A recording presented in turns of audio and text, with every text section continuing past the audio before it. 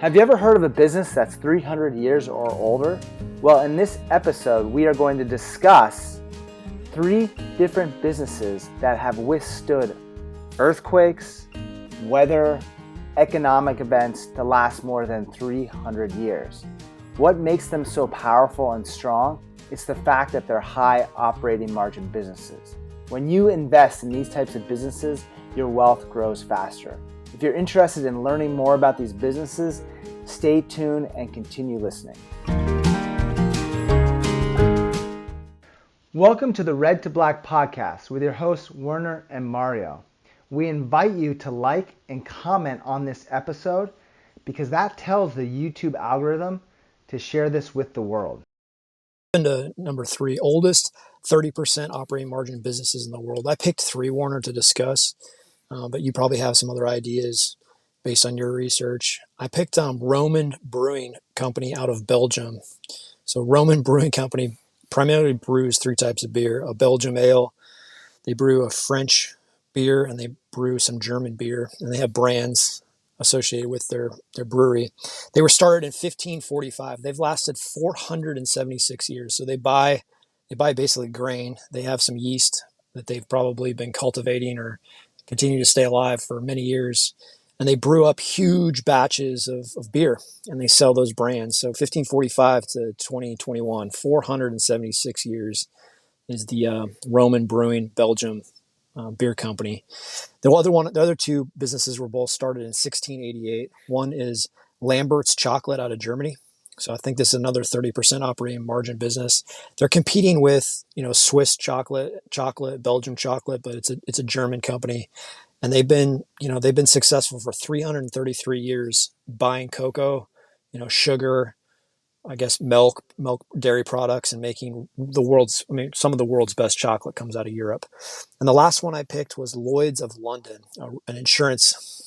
Lloyd's of London. So they've created free float, and we can go into what that means, but they've created very low cost ability to use money, almost free money for periods of time. So they take in all these insurance claims or these insurance premiums, and then they pay out claims. But in the in between time of taking in a premium and a claim coming down the road, they have a time to use that capital, and they've done really well. So they've also so 1688 till 2021 is 333 years. They're based out of the United Kingdom.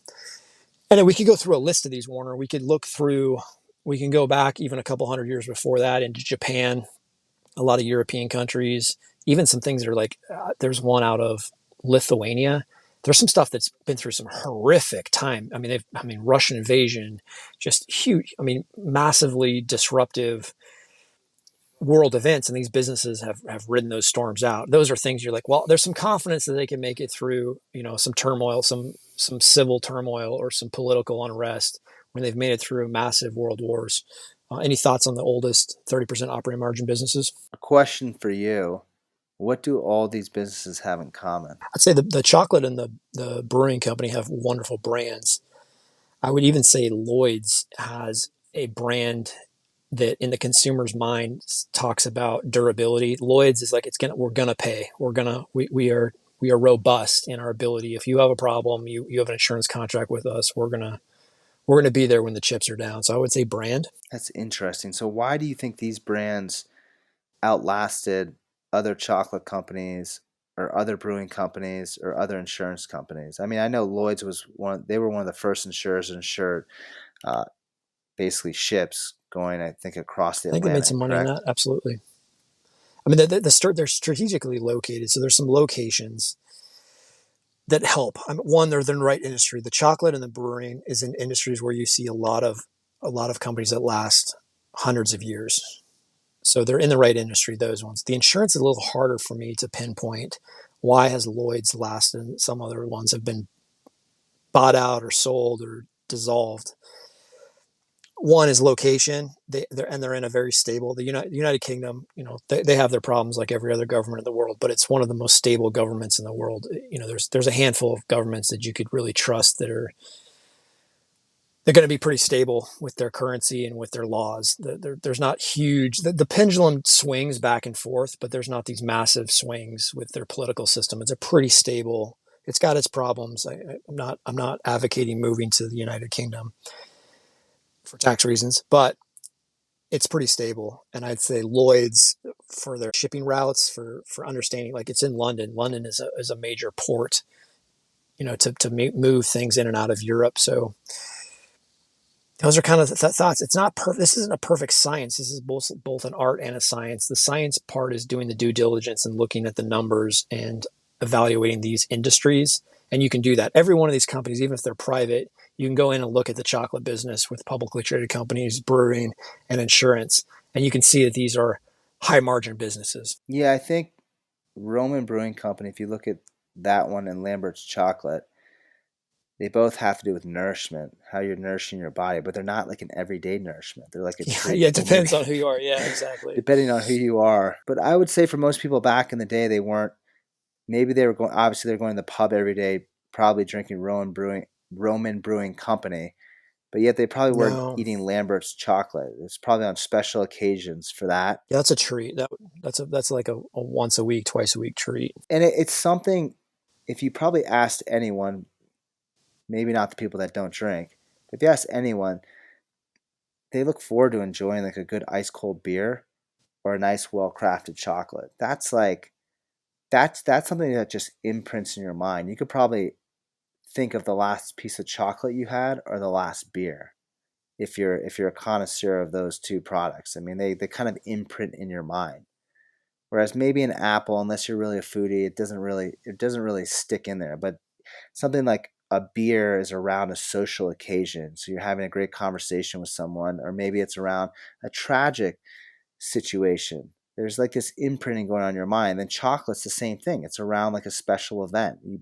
Or maybe you bought it for someone Right. else as a gift. So there's like these, I think there's this like social aspect and really sort of emotion around both those companies. Now Lloyd's of London, I remember researching them a long time ago. I think the reason they're still around, there may be a correction on this, is they're a very professional company, and I think they've always paid out.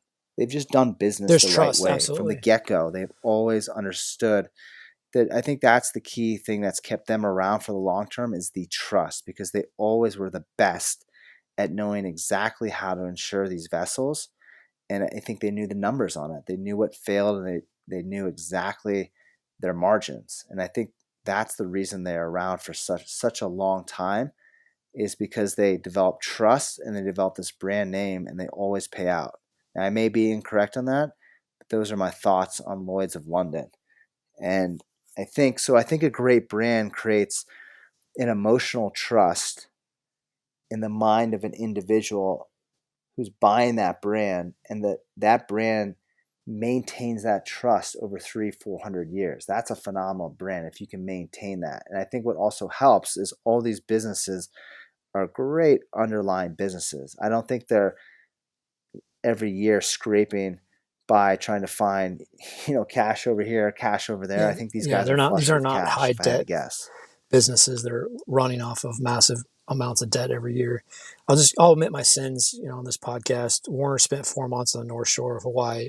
I have a job out here, so I was working during the day, but I'd had a lot of time off. This was during COVID as well, or like the height of the lockdowns. Correction, I tasted every Hawaii produced beer during those 4 months, and maybe one of my best friends drank it with me.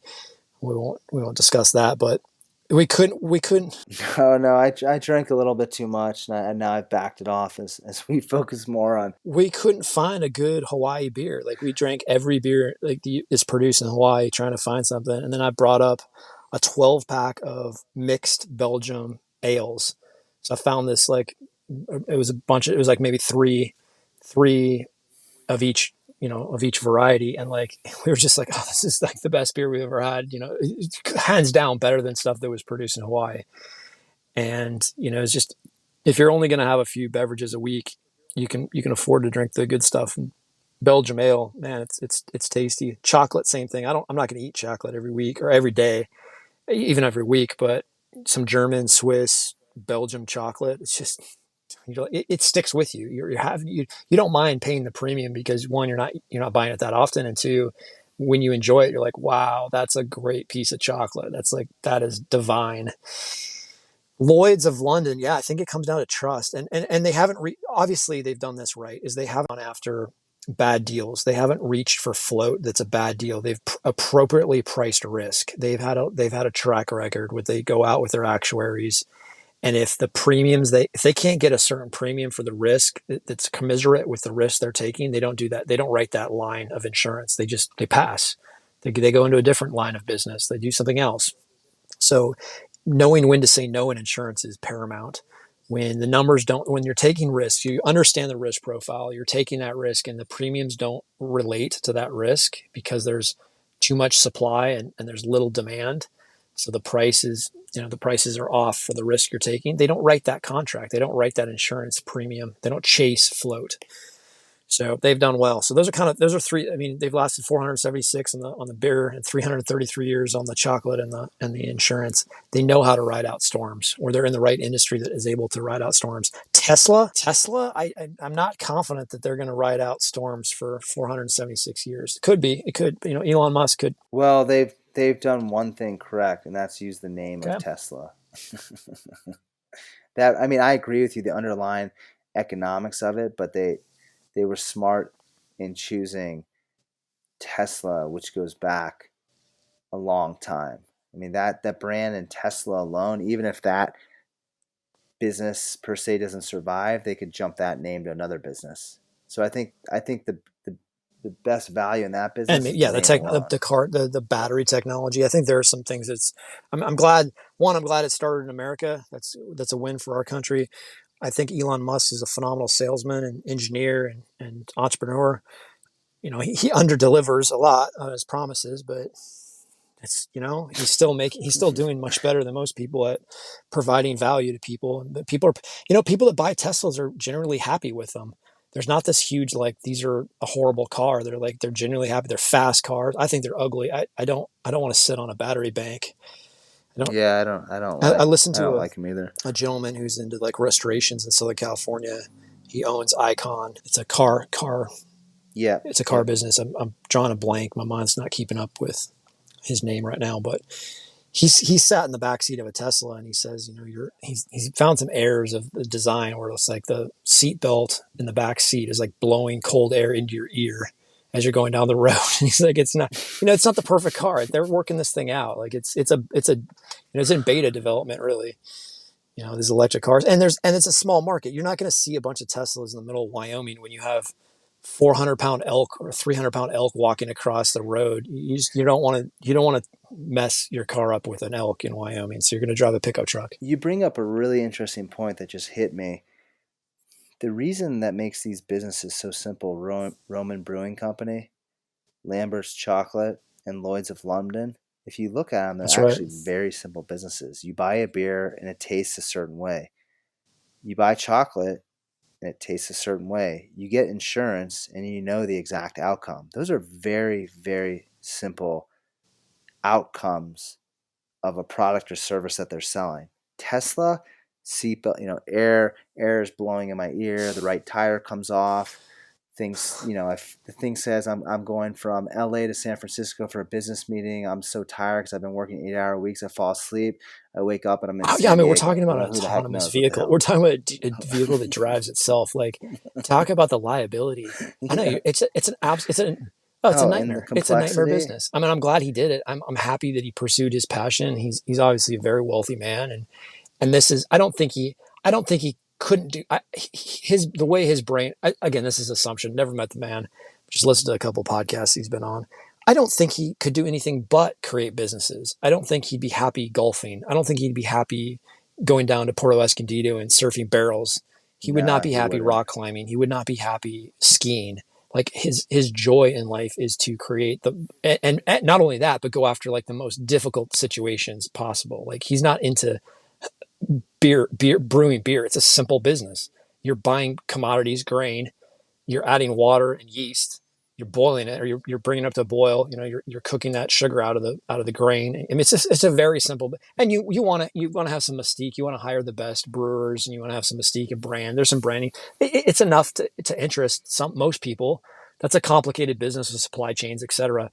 But Elon Musk would be bored out of his mind running Roman brewing company out of Lambert's Chocolate. I think to close this one out, from what I'm finding from our conversation, when you're looking for a great business, I sort of, what I'm going to create next is on the foundation of the words that Jim Rogers would say. If you want to become extremely wealthy, There you go. be as boring as possible. Invest in businesses that are boring. And when he says Bingo. boring, it means simple. Brewing beer is simple. Lambert's Chocolate is simple. Lloyd's Insurance is simple. Actuarial tables, they don't change. They're the same. So on top of that, simple businesses also create high margins. And then, so if you're looking for high quality business, look for something that's simple with high margins and it's got a great brand over the long term, and you'll do really well. Thank you for listening to this podcast. We invite you to get to know us by clicking on our LinkedIn profiles in the description of this video. Please subscribe, hit the bell notification for future updates, and share this content with your networks. Thank you for your valuable time and insights. We greatly appreciate it.